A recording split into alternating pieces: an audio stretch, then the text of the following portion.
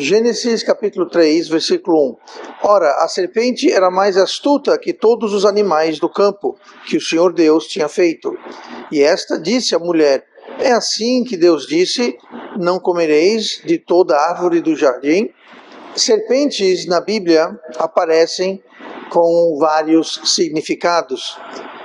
Serpentes, elas podem representar, como nós veremos hoje, agente de cura, agente da queda, poder e até mesmo simbolizar provação. E no decorrer desses vários episódios em que serpentes são usadas, surge uma espécie de um tratado, uma lição, uma aula entre condenação e salvação, entre autoridade divina e provação humana. E vamos então examinar cada um desses episódios que nós vamos falar, que eu mencionei agora há pouco, e vamos ver como cada um expressa um aspecto diferente da relação entre Deus, o mal e a fé humana. E a verdade é que todo crente, no seu caminhar cristão, vai enfrentar estas três serpentes, ou estas três coisas, esses três aspectos representados, todos eles por serpentes. A primeira que nós vamos ver é a que nós lemos aqui em Gênesis capítulo 3 e versículo 1, onde nós temos a serpente no jardim. A serpente no jardim, ela vem trazer a condenação. Ora, a serpente era mais astuta que todos os animais do campo que o Senhor Deus tinha feito. E esta disse à mulher: é assim que Deus disse, não comereis de toda árvore do jardim. Então aqui nós vemos a serpente, que é Satanás, o diabo, mas ele veio na forma de uma serpente, e essa serpente veio encher a cabeça de Eva com questionamentos, com dúvidas sobre a ordem divina, sobre obedecer ou não aquilo que Deus havia dito. O princípio de todo engano, o começo de toda rebelião contra Deus, ela sempre vai começar com questionamentos, com dúvidas, assim como a serpente fez aqui. Então a serpente aqui, ela não é que ela simboliza o diabo, ela era o diabo, e ela então veio quebrar esse elo que havia. Ela foi usada como a ligação entre a queda e a rebelião e o estado pré-queda do homem, no caso de Eva. Então veja bem, o diabo ele não pode fazer você desobedecer. O diabo não tem o poder de fazer você pecar ou de se rebelar contra Deus. Assim como ele fez com Eva, ele não tinha o poder de fazer Eva comer do fruto proibido. Ele não tinha poder de fazer Eva desobedecer a Deus. Mas o que ele faz, ele introduz a tentação, ele introduz a desobediência, jogando dúvidas sobre a palavra de Deus. Dúvidas essas que vão fomentar e vão crescer e vão mudar o nosso entendimento. Essa introdução à desobediência, essa introdução à tentação, ela começa na mente. Ela começa no nosso entendimento. E depois que está na mente, então, ela é executada. Mas antes que a rebelião, o pecado, a transgressão é executada, antes que ela tome forma, ganhe vida, ela primeiro começa aqui, na nossa mente, no nosso coração. Lá em Tiago, capítulo 1, versículo 13, diz: ninguém sendo tentado, diga, de Deus sou tentado, porque Deus não pode ser tentado pelo mal e a ninguém tenta. Então Deus não tenta ninguém. Então quando nós somos tentados, aqui Deus está dizendo, quando você é tentado, não vem dizer que sou eu tentando você não. Porque eu não tento ninguém. Aí continua. Mas cada um é tentado quando atraído e engodado pela própria concupiscência. Essa palavra engodado quer dizer enganado. Levado no bico, na conversa. Então, a pessoa ela é tentada quando ela é atraída. Você vai lembrar que em Gênesis, quando Eva viu a árvore de conhecimento do bem e do mal, ele viu que era uma árvore agradável aos olhos. O fruto da árvore fez o quê? Atraiu. E diz aqui, atraído e engodado pela sua própria concupiscência. Então Eva não foi enganada, ela simplesmente foi atraída e o diabo foi lá e começou então a jogar questionamentos. E Deus disse assim mesmo, foi? E Deus falou assim, assim, assim. Então, juntando aquela atração que se tem da nossa concupiscência, e concupiscência nada mais é do que o desejo por algo errado, desejo por algo que não é devidamente nosso, não é na vontade de Deus que tenhamos. Então, continua no 15. Depois, havendo a concupiscência concebido, dá à luz o pecado, e o pecado, sendo consumado, gera a morte. Então, note, concupiscência é algo abstrato. Você não vai dizer, então aqui 1 quilo de concupiscência. Eu tenho aqui um balde cheio de concupiscência. Não, é abstrato. Concupiscência existe na alma, é algo interno. Ninguém vê. Ninguém vê a concupiscência de ninguém. Só Deus vê. E nós vemos. Mas ninguém vê a concupiscência de ninguém, porque é interno. Então, falando aqui, ó. Atraído, engodado pela própria concupiscência. Aí continua. Havendo a concupiscência concebido, dá à luz o pecado. Então veja o processo. Primeiro, ele é concebido.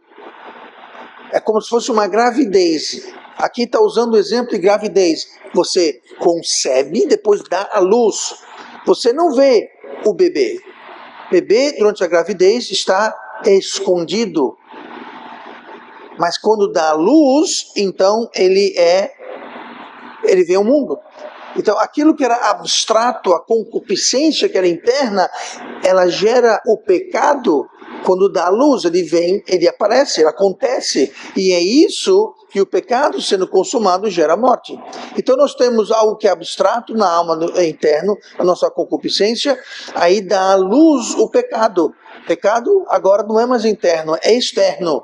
É algo físico, é algo concreto, é algo que se vê. Então, nós não podemos ver a concupiscência, mas se nós permitirmos que a nossa concupiscência gere o pecado e venha à luz o pecado, aí todos vão ver aquele pecado.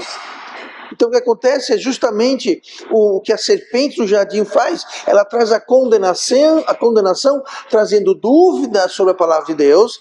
Então ela vem abanar as chamas da nossa concupiscência, que vai gerar o pecado.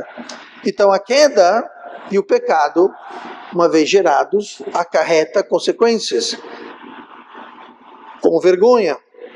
Adão e Eva, você sabe muito bem, se esconderam de Deus nas árvores do jardim. Acarreta perda de comunhão com Deus. Só o fato que estavam com vergonha, se esconderam de Deus, estavam separados de Deus, e Deus, após passar a sentença, os expulsou do jardim e colocou um anjo, uma espada, para que não mais retornassem para o jardim. Como resultado do pecado, havia agora trabalho árduo. Uma das condenações que Deus proferiu sobre o homem é trabalho árduo. E na realidade, todo pecado sempre vai dar trabalho. Pecado nunca vai te trazer sossego, paz. Pecado sempre dá trabalho. Pecado sempre complica. Pecado nunca simplifica. De início parece que o pecado resolve. No começo parece que o pecado é bom, que traz uma solução. Mas a verdade é que o pecado sempre vai dar trabalho, como deu aqui para Adão. Adão agora tinha que trabalhar, ele ia suar, agora haveriam espinhos, dificuldades, por causa do pecado. E por último, a última coisa que houve foi a morte. O pecado, sendo consumado, gera a morte. Pode ser a morte física, pode se referir à morte espiritual, se refere a qualquer morte em qualquer esfera das nossas vidas. Morte nos nossos relacionamentos, morte nas nossas finanças, morte na nossa saúde física. Todo tipo de morte é gerado pelo pecado que é consumado e sai do abstrato e toma forma física. Essas perdas podem não ser muito aparentes. Essas perdas não serão em nossas vidas tão dramáticas e tão repentinas como houve aqui com Adão. Adão, depois do pecado, houve aquela vergonha imediata, houve a separação imediata, houve a perda de comunhão imediata, houve aquela morte, separação imediata. Mas a verdade é que essas perdas, apesar de não serem aparentes, elas se tornarão progressivamente mais evidentes em nossas vidas. Então, só porque nós não sentimos de imediato e intensamente a vergonha, o distanciamento, as consequências do pecado, não significa que eles não estão presentes. Não significa que estamos isentos dessas consequências. Porque o pecado sempre vai trazer essas consequências. Sempre vai trazer vergonha, perda, separação. Sempre. No começo não, mas virá.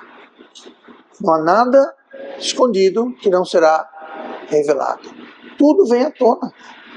Tudo vem à tona, de uma forma ou de outra, vem à tona. E quando vem à tona, vem então as consequências progressivamente.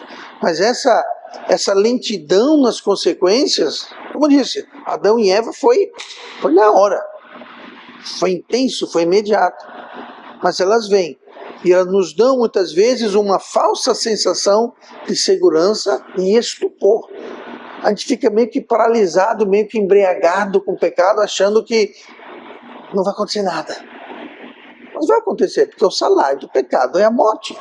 Isso é uma lei espiritual, não tem como fugir dela. Então, estejamos alertas contra essa sedução persuasiva do pecado. Que o pecado engana, o pecado seduz. Estejamos alertas contra a racionalização do pecado. Nós vamos tentar justificar, raciocinar em nossas mentes e nosso coração. Foi o que Eva fez. O diabo veio e falou: o dia que você comer desse fruto, você será como Deus. Como Deus? Ser como Deus? Eu quero ser como Deus. Eu não quero ser como o diabo, eu quero ser como Deus. Parece muito espiritual. Parece muito legalzinho, mas não era. Inclusive, essa foi a mesma condenação na qual o diabo caiu. Foi que ele disse: serei semelhante ao Altíssimo. Ele só levou a tentação dele para Eva. A princípio, era muito legal, ser igual a Deus, semelhante a Deus. Só que só existe um Deus e a vaca está tomada desde a eternidade. Então, não há como ser. Então, sejamos alertas, vigilantes, espiritualmente atentos a esse afastamento gradual de Deus. Porque nem sempre vai ser como Adão e Eva. Rápido, intenso e imediato. Olha comigo agora para Números capítulo 21. Estamos vendo serpentes no caminho do crente. A primeira serpente no caminho do crente é a serpente da condenação. Todo crente começa com a serpente da condenação. Por quê? Porque todo crente era um dia um perdido. Ninguém nasce crente, ninguém nasce salvo. Então todos nós começamos a nossa vida cristã justamente como consequência dessa serpente da condenação. Todos nós nascemos sob a condenação que essa serpente aqui em Gênesis 3 trouxe ao mundo. Mas em Números 21 nós temos uma outra serpente. Ao contrário da serpente da condenação, nós temos a serpente da salvação, que é justamente a serpente que traz a salvação pelo qual nós nos tornamos crentes. Diz assim o versículo 5 de Números 21. Números 21, versículo 5.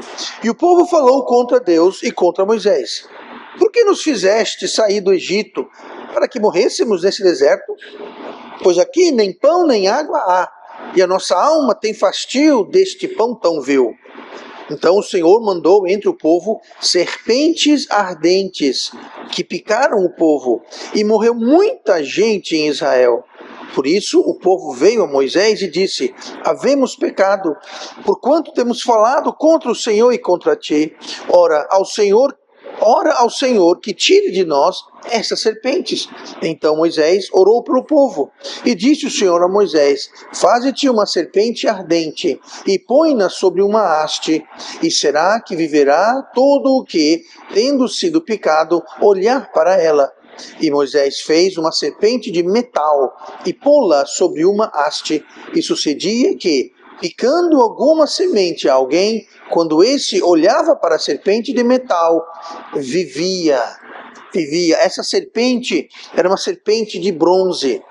Por que bronze, pastor? Fala que é um metal e o bronze ele arde. O bronze é como fogo. O bronze é um dourado escuro, diferente do dourado do ouro. Não que eu conheça muito sobre ouro, mas era um dourado ardente de fogo. A serpente de metal, que era uma serpente de bronze. Essa serpente de bronze, diferente da serpente de jardim, a serpente do jardim trazia condenação, a serpente de bronze trazia salvação. Então o povo estava a murmurar. Note que o povo não fez nada, foram as palavras. Isso indicando que pecado não é só ação, pecado também é omissão e pecado também são palavras. Então o povo falou, nós falamos contra Deus. Nós falamos contra Deus. Então o povo murmurou e Deus enviou então serpentes venenosas e muitas pessoas morreram. Deus então instruiu Moisés a fazer uma serpente de bronze, de metal. Na realidade ele falou uma serpente que fosse parecido, dando a entender que as serpentes que estavam picando as pessoas eram serpentes também de cor bronze, dessa cor vermelho escuro. Mas então, ele fez essa serpente de bronze, colocou numa haste, levantou no meio do arraial, no acampamento, e todo mundo que fosse picado tinha uma opção.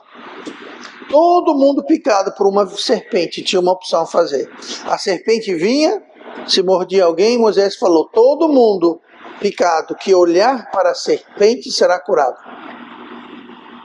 Todo mundo tinha uma escolha. Todo mundo tinha uma decisão. Eu fui picado. Eu vou correr para a farmácia, eu vou correr para o médico, eu vou correr para alguém, eu vou cortar minha perna, eu vou lá e vou sugar o sangue. O que eu vou fazer? Eu posso fazer isso ou eu posso simplesmente olhar para aquela serpente de bronze que foi erguida no meio do acampamento. E todo aquele que olhasse seria curado. Isso requeria o quê? Fé. Você está vendo pessoas caindo, morrendo ao seu redor porque foram picadas. Agora você é picado. Você vai colocar fé em Deus e olhar para a serpente de bronze? Ou você vai entrar em pânico e tentar resolver do seu jeito? Eu ouvi dizer que se tomar um chá, se tomar um soro, eu ouvi dizer que se eu for para UPA, se eu chamar o SUS, eles vão me... Eu não estou dizendo que você não deve ir para o hospital nem buscar ajuda médica, não é isso que estou falando. Mas estou dizendo, as pessoas têm uma escolha. E salvação é justamente isso. Todos nós fomos picados pelaquela serpente da condenação. Todos nós nascemos caídos devido à queda de Adão e Eva. Todos nós fomos então picados pela condenação. Todos nós estávamos perdidos e só tinha uma solução. Não há religião, não há obra, não há nada que eu possa fazer, não há atitude que eu possa tomar, não há mudança que eu possa colocar na minha vida. Tudo é inútil. A única coisa que eu posso fazer é olhar para a serpente de bronze para ser curado e para viver. Esse simbolismo é paradoxal, porque uma imagem temida, uma serpente, você imagina, você vê uma serpente no chão, aquilo gerava medo, você queria correr, você queria escapar. Aquela serpente mordendo significava morte. No entanto, aquela serpente de bronze no arraial, erguido, trazia o quê? Vida. Da mesma forma, nós temos no Novo Testamento, na vida de Cristo, uma imagem temida. Assim como a serpente colocava temor no coração das pessoas, a cruz colocava temor no coração das pessoas. Nós temos hoje a cruz como símbolo do cristianismo, mas na realidade a cruz era um símbolo que trazia medo. Aquilo colocava pavor no coração das pessoas. A cruz era um implemento de morte. Morte lenta, dolorosa, sofrida, torturosa.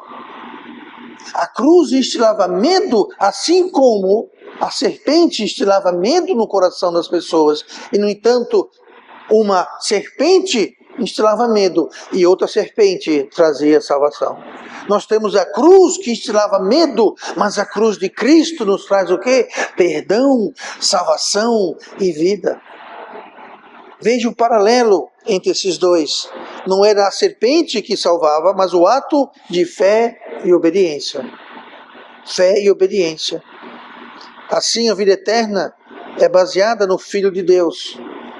E Jesus Cristo falou sobre a serpente, essa serpente que nós lemos aqui em Números, Jesus falou, fez alusão a ela e comparou com ele mesmo. Olha comigo em João 3, versículo 14, onde Jesus expressamente faz referência a essa serpente de bronze, a serpente que trazia a salvação, e como ele está se colocando como a fonte da salvação. João 3 e versículo 14 diz assim, que isso é Jesus falando: e como Moisés levantou a serpente no deserto, assim importa que o Filho do Homem seja levantado, para que todo aquele que nele crê não pereça, mas tenha vida eterna. Jesus está dizendo, todo judeu conhecia essa história. Toda criança judaica era ensinada essa história, todos conheciam. Como Moisés relevou a serpente e quem olhava era salvo, era curado. Ele falou, eu preciso ser levantado para todo aquele que crê em mim não pereça, mas tenha vida eterna. Então nós temos a serpente que traz condenação, nós temos a serpente que traz salvação, e vejamos agora uma outra serpente, a serpente em Êxodo 4, versículo 1, é outra serpente. Moisés também está envolvido nessa história, mas Êxodo 4, olha comigo no versículo 1, nós vamos ver agora outra serpente. Diz assim, versículo 1 de Êxodo 4. Então respondeu Moisés e disse, mas eis que não me crerão, nem ouvirão a minha voz, porque dirão, o Senhor não te apareceu. Então aqui era Moisés tendo uma conversa com Deus. Deus havia mandado ele libertar o povo dele do Egito, e aqui então Moisés está dando os porquês, os motivos porque ele não pode obedecer, não pode fazer o que Deus está pedindo, mandando que ele faça. Então ele fala, é o seguinte, Deus, eles não vão acreditar em mim. Eles vão dizer, Deus não apareceu para você coisa nenhuma. Olha para o versículo 2. E o Senhor disse-lhe, que é isso na tua mão? Ele disse, uma vara. E ele disse, lança na terra. Ele a lançou na terra e tornou-se em cobra. Serpente, cobra. E Moisés fugia dela. Então disse o Senhor a Moisés, estende a tua mão e pega-lhe pela cauda. E estendeu sua mão e pegou-lhe pela cauda e tornou-se em vara na sua mão. Versículo 5, para que creiam que te apareceu o Senhor Deus de teus pais, o Deus de Abraão, e o Deus de Isaque, e o Deus de Jacó. Então Deus fez o quê? Você acha que eles não vão acreditar? Joga sua vara no chão, virou uma serpente, agora pegue, voltou a virar. Isso repetiu-se de novo em Êxodo 7, versículo 8, quando junto com Arão perante o faraó, foi jogado a vara, o cajado no chão, transformou-se em cobra e depois em cajado mais uma vez. Então a transformação do cajado em serpente atestam ao quê? Atestam a autoridade e o poder divino que eram delegados a Moisés. Poder divino e autoridade. Moisés falou, eu não tenho autoridade, eu vou chegar lá, eu sou exilado, 40 anos eu fugi do Egito, eu fugi do Egito há 40 anos, ninguém sabe quem eu sou, vou chegar lá, vou dizer, que autoridade tem você? Que poder tem você? Pois Deus mostrou o poder dele, a poder de Deus em Moisés ao povo e a autoridade também. Então veja bem, todo crente tem alguma liderança. Todo crente tem alguma responsabilidade dada por Deus. Esse poder, autoridade, sempre vem junto com a responsabilidade. Se Deus lhe dá responsabilidade, Deus lhe dá a autoridade. E junto com a autoridade vem contabilidade. O que é isso? Prestação de contas.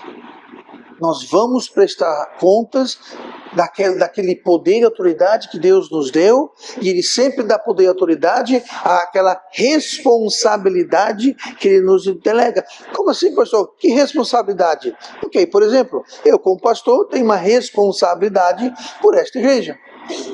Já que eu tenho essa responsabilidade, Deus me dá poder e autoridade. E eu prestarei contas a Deus desta autoridade e responsabilidade que Ele me deu. Sim, pastor, mas eu não sou pastor. Não precisa ser pastor. Você pode ser um pai, uma mãe, um esposo, uma esposa, um filho, um irmão, um amigo, um exemplo, mas em algum lugar, em algum grau, de alguma maneira, você é responsável por algo. Todo crente é responsável pelo Evangelho. Porque se não for o povo de Deus, se não for os crentes que vão espalhar o Evangelho, quem vai? A prefeitura? O Estado? A televisão? O cinema? As faculdades? Se não é o povo de Deus que recebeu o Evangelho, conhece a verdade, se não é o povo de Deus que vai então pregar, espalhar, divulgar o Evangelho, quem vai? Então todos nós temos esta responsabilidade. Então junto com a responsabilidade nos é dado o quê? Poder e autoridade. Quando Jesus falou em Mateus 28, na grande comissão, ele falou, foi-me dado todo o poder. Então ide pregar o Evangelho, ensinar e batizar e fazer discípulos. A autoridade foi passada para a gente.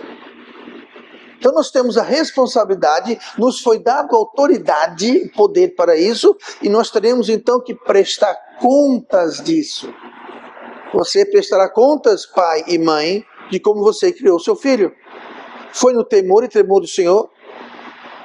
Você esposo, você amou a sua esposa como deveria? Esposa, você submeteu ao seu marido como devia? Filhos, vocês obedeceram aos pais, que é o primeiro mandamento com promessa? E assim vai. Todo crente tem responsabilidades. Talvez você não esteja, alguma responsabilidade ainda mais o terá. Mas com toda responsabilidade virá autoridade, e com autoridade virá contabilidade, prestação de contas. E a quem muito é dado, muito será cobrado. Então essa aqui é a serpente do poder e autoridade. Todo crente vai encontrar essa serpente. Todo crente vai encontrar a serpente da condenação. Todo crente nasceu sob a condenação da primeira serpente, a serpente do jardim. A segunda serpente é a serpente da salvação. É aquela serpente que nos traz a salvação pela fé em Cristo e nos tornamos crentes. E no caminho, no nosso caminhar, nós vamos encontrar a serpente de poder e autoridade, como foi essa serpente de Moisés. Essa serpente que ele jogou no chão e virou serpente e voltou a ser cajado. Todos nós temos algum grau, alguma capacidade de liderança. Nunca esqueça disso. E por último, vamos para Atos 28. Atos 28, vamos ver outra serpente. Essa serpente é a serpente onde temos Paulo como coadjuvante. Temos Adão e Eva na serpente da condenação. Eva principalmente, junto com o diabo. Nós temos a serpente da salvação, onde Moisés faz a serpente de bronze e erre no meio do arraial. Nós temos a serpente de Moisés, que é aquela de poder e autoridade. E nós temos aqui Paulo, em Atos 28. Atos 28, versículo 3 a 5. Aqui Paulo, só para dar aqui um fundo da história, Paulo está a caminho de Roma. Paulo foi preso pelo César, está indo a caminho de Roma, e uma viagem muito cheia de eventos, mas enfim, o navio ele naufraga numa ilha chamada Malta. Ele existe, está hoje no Mediterrâneo, mas ele naufragou em Malta. E diz assim a história, versículo 3 então, de Atos 28. E havendo Paulo ajuntado uma quantidade de vides, e pondo-as no fogo, uma víbora, serpente, uma víbora, fugindo do calor, se acometeu à mão.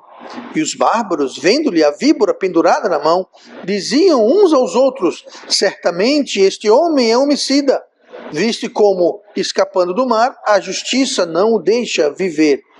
Eles pensaram, milagre.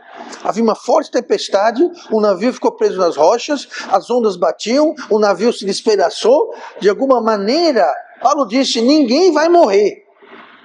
Deus me falou que ninguém vai morrer aqui. Todos chegaram na praia, ninguém morreu naquele naufrágio, naquela tempestade, à noite, algo terrível. E eles disseram, o cara escapou aquilo? Escapou a tempestade, escapou o naufrágio, agora ele está aqui se aquecendo na luz no calor e na luz da chama, ele foi pegar uns pedaços de madeira, umas vidas para jogar no fogo, e no meio das vidas tinha uma cobra, uma víbora, que mordeu e ficou pendurado. Ele sacudiu, falando: esse daí não vai escapar à justiça divina. Ele escapou aquilo, mas veja só, não morreu ninguém, agora vai morrer ele. Vamos esperar ele morrer. Traga uma pipoca. Ele não presta. O que foi que ele fez? Versículo 5. Mas, sacudindo ele a víbora no fogo, não sofreu nenhum mal. Pois é, foi muita pipoca, porque ele não morreu. Ficaram esperando, e nada de ele morrer. Aí mudaram de ideia. Se lê mais adiante na história, eles começaram a achar agora que ele tinha proteção divina. Claro, uma víbora dessa, eles conheciam a ilha, conheciam a serpente, sabiam. Essa daí é morte certa. Então veja como mudou. É um homicida, um criminoso, ele não presta. Escapou o mar, vai morrer pela serpente. Aí ele não morre pela serpente, agora mudou de ser um criminoso, um nada, agora ele é quase que um herói divino. Foi salvo pela mão de Deus. Então mudaram de opinião e interpretaram aquilo como sendo algum sinal divino ou algo assim. Mas o que isso traz? O que essa serpente de Paulo traz? Ela traz duas coisas: provação e confirmação. Todo crente terá isso na sua caminhada cristã. Todos nós seremos provados. Aqui o apóstolo Paulo foi provado tanto como apóstolo, ele mesmo pessoalmente, como também a percepção pública, como as pessoas os enxergaram. Como eu disse, ele foi de ser um criminoso para ser um protegido de Deus. Então nossa aprovação muitas vezes vem, entre outras muitas coisas, para mostrar para as pessoas ao nosso redor que o poder de Deus, que a mão de Deus está sobre nós. As pessoas estão nos observando. Elas estão vendo como nós reagimos, estão vendo como nós nos saímos, como nós encaramos, como nós temos aquela paz que transcende todo entendimento. Eles estão observando a nossa aprovação. Então nós temos a serpente da aprovação. Esse é um testemunho prático, demonstração prática de que Paulo estava sob os cuidados de Deus. Que o poder de Deus estava sobre a vida de Paulo. Tanto que ele ficou lá, ministrou muito tempo, foi honrado, curou muita gente, até pediram para ele ficar. Por que ele deu essa confiança? Note que fala aqui, que no versículo 4, e os bárbaros, era um povo bárbaro, um povo selvagem, não conheciam Deus. Pois é. Como mudou a perspectiva deles. Por causa do quê? Da aprovação. As pessoas vão enxergar o povo de Deus diferente, dependendo de como nós reagimos e nos saímos das provações. As mesmas provações que eles têm, que o mundo tem, nós temos. Mas nós temos uma reação diferente, nós temos uma paz diferente, nós temos uma solução diferente. E é por isso que precisamos encarar as provações como vindo de Deus, e uma forma de mostrar o poder de Deus e mudar a percepção das pessoas. Muito triste quando nós falhamos nas provações, damos mau testemunho. E as pessoas olham para o povo de Deus e falam: